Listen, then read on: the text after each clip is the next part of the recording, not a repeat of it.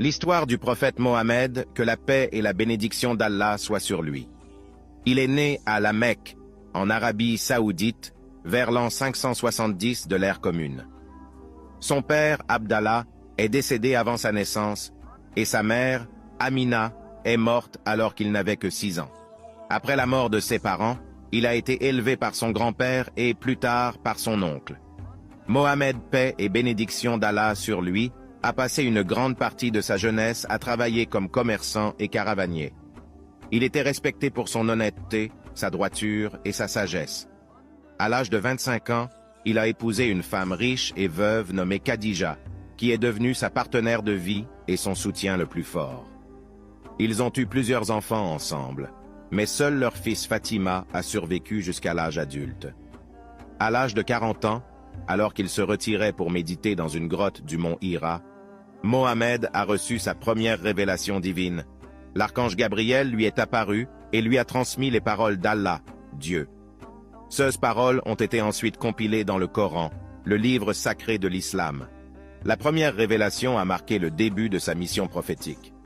Mohammed, paix et bénédiction d'Allah sur lui, a commencé à prêcher la parole d'Allah à la Mecque. Mais il a rencontré une opposition considérable de la part des polythéistes qui dominaient la région à l'époque. La nouvelle religion monothéiste de l'islam menaçait les intérêts économiques et sociaux des chefs mécois.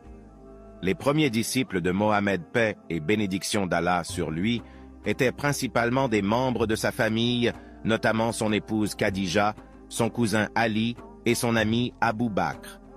La persécution contre les musulmans a augmenté, poussant Mohammed et ses disciples à fuir la Mecque en 622 de l'ère commune. Cet événement est connu sous le nom de l'Hégire et marque le début du calendrier musulman.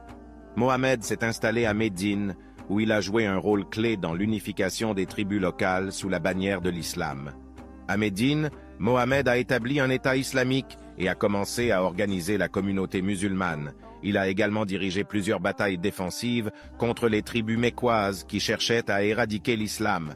Finalement, les musulmans ont triomphé et en 630, Mohammed est retourné à la Mecque en tant que chef victorieux. Après la conquête de la Mecque, Mohammed a pardonné à ses ennemis et a instauré une période de réconciliation. Il a détruit les idoles païennes qui étaient vénérées à la Kaaba, un lieu de culte sacré à la Mecque, et l'a purifié pour en faire le centre du culte islamique. Les dernières années de la vie de Mohammed ont été consacrées à l'expansion de l'islam et à l'établissement des principes de la gouvernance islamique. En 632, Mohammed, que la paix et la bénédiction d'Allah soient sur lui, est décédé à Médine à l'âge de 63 ans.